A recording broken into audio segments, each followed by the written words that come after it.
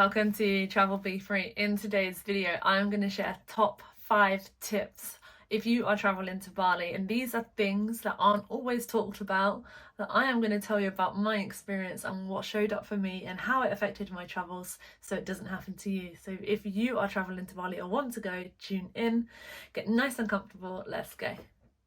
So the first tip is about your flight. So I traveled to Bali 4 or 5 years ago, and in my head I just thought, okay, I'm going, I've been before, I know where I'm going, I know how it works, everything's fine. So I booked myself a one-way ticket because I was going on travels for 4.5 months, didn't think anything of it.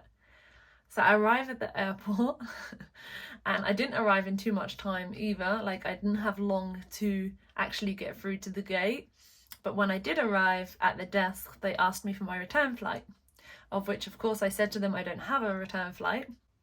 And then they were saying to me, where is your visa? And I was like, I don't have a visa because I don't need a visa. And what actually transpired was that things have changed since I went, and you actually do need to have a return flight. I actually, when I travelled before, I travelled from Cambodia to Bali, so I think also that is a difference, whereas this time I was flying from the UK. So there and then at the desk I had to book a return flight or a flight out of Bali, otherwise they wouldn't have let me on the plane. So I ended up just finding the cheapest flight on Skyscanner to Singapore, and I booked that, and then they allowed me to go on the plane. So if you are going to Bali and you want to travel just one way and then move on from Bali to another country, just be aware that you do have to have a return ticket or a flight out of Bali or out of Indonesia, otherwise they won't let you in or they won't let you on the plane. We arrived in Bali and we got a visa on entry. It was really easy, the process was really simple, the lady spoke English, it was a really easy, nice process.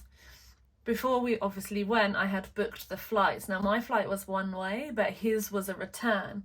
So he was coming back to the UK, and I had just booked dates around a month, not thinking in too much detail.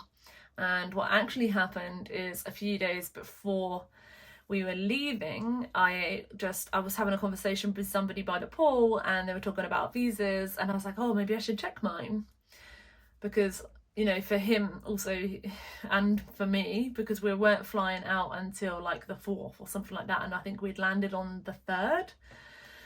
Anyway, I check and I don't really look into it too much, but I'm just like, oh, I should be alright. And then I think 1 or 2 days before we're flying back, I was like, okay, I should look into this properly. It turns out that they actually count the day that you arrive and the day that you leave as full days. So when we arrived at the airport, we had the very unfortunate situation where when we put our passports to be checked, we actually got sent to the visa section and we weren't allowed to go through, and we actually had to pay a very hefty fine.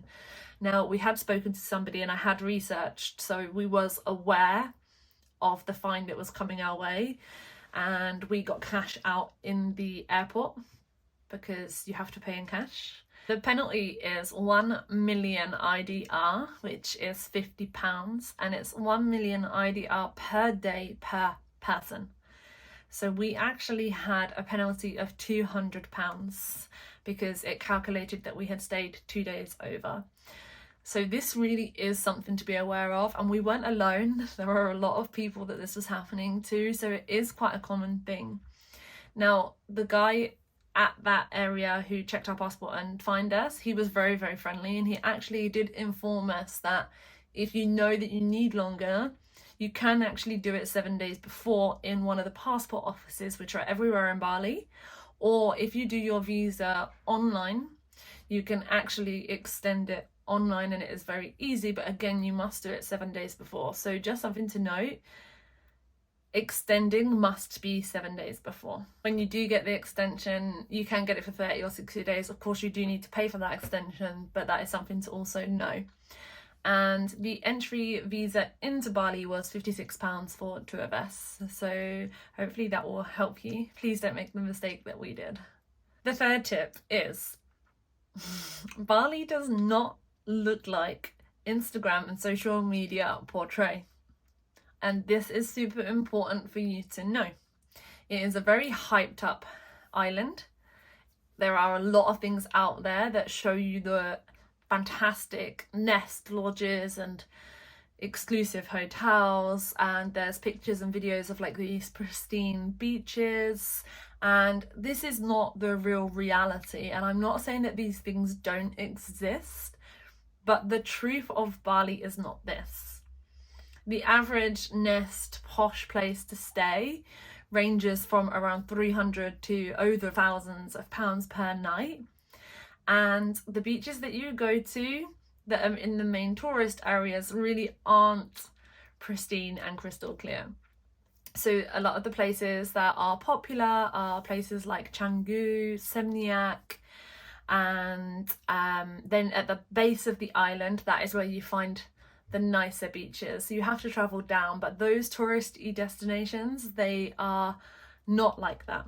Canggu is great for surfing, and Seminyak also, there's a bit of surfing and there's like nice beach bars, but it is not pristine, clear, beautiful sand and clear water. And I think it's really important that you know this. Also, there is an extensive amount of traffic, especially in these popular areas, and it's just not what people let you think it is like on social media. We also went to the north part of the island in Lovina, and yeah, also that was beautiful, but it wasn't like you will see on pictures. We had a lovely time and it was very relaxing and very quiet, but again, it's not for us. Our budget just didn't allow us to do that exclusive holiday. So just be aware that if you want that social media expectation to be met, you need a hell of a lot of money to make that happen. For me, this is also something that I really experienced a few years back, because I had seen pictures and videos of Thailand and I had this beautiful expectation that it was going to be a certain way and all the beaches were so nice, and then when I got there it really wasn't like that, and it was actually quite upsetting. But again, that was just because I had an expectation built by what I had seen on social media. So that is one of the reasons I started this channel, is to keep it real with people. There are a lot of beautiful places out there, I'm not taking that away, but I think it's important that we do talk about the real truths, and that's what this channel is all about. So if you like the real truths, make sure that you do subscribe. Tip number 4 is about the traffic. So like I said, there is a lot of traffic in Bali. It has built up a lot. There are not as many rice fields in the areas of Canggu and Seminyak, because there has been such a build up, because it is so popular. And because it has become such a digital nomad space and such a popular place, there is a lot of traffic. However, it doesn't mean that it has to be dreadful driving around. I've seen a lot of videos on Bali on YouTube talking about how the traffic is horrendous and it ruins everything and the island, and you know the reality, like we used Gojek and Grab, and there are 2 apps that you can use that are great. They're mopeds, they come, they get you, they drop you, it's cheap, and we used them many times, and yeah, there was some traffic, but it wasn't horrendous. Like, it's just as bad here in the UK or anywhere you go. So don't let the traffic put you off, but just do be aware that there is some traffic. You're not going to a paradise island that is empty, like again it is portrayed online. There is a lot going on. Another tip along with the transport is be sure to download those apps before you come, and when you arrive at the airport, book your Grab there and then, and when you come out of the terminal you will turn to the left and then walk around and follow the path to the right, and there is a Grab, a big Grab sign. You will wait there for your taxi, and make sure that you check the number plate on the Grab to the car that has arrived, because a lot of them will hold up a phone that says Grab on it, or they'll pretend to be a Grab driver that's yours and they're not yours. So just be very aware when you're coming out of the airport. Just make sure that you book your Grab and you know exactly where you're going, and you stay true to what is on your app. And it's definitely a great way to get to your location, to make sure that you're not being ripped off, and also not getting in a taxi with somebody that you shouldn't be getting in a taxi with. Not that they're dangerous, but just to, you know, be aware of that. And for me, this is one of my ultimate favorite things to do, just being on the back of the moped with the sun shining, the wind blowing in my hair. I just feel so much freedom, and it's just, yeah, it's just a great way to explore the island and just be able to be a passenger and just sit back and enjoy, and not be in that space of always doing and going all the time, and just allowing yourself to really be. And the last thing I want to talk about, which I don't think anyone probably has talked about on YouTube, but it's the holes. So specifically in Canggu, and Canggu is quite a popular place for people to go out drinking and, you know, all of the wild stuff. There are a lot of holes in the ground. They're doing a lot of work on the roads. You know, you're not going to get your great lovely paths that you get in Europe. It doesn't work like that. You will have to walk on the road sometimes. There are big holes in the road. There are drains that are open and there are big drops.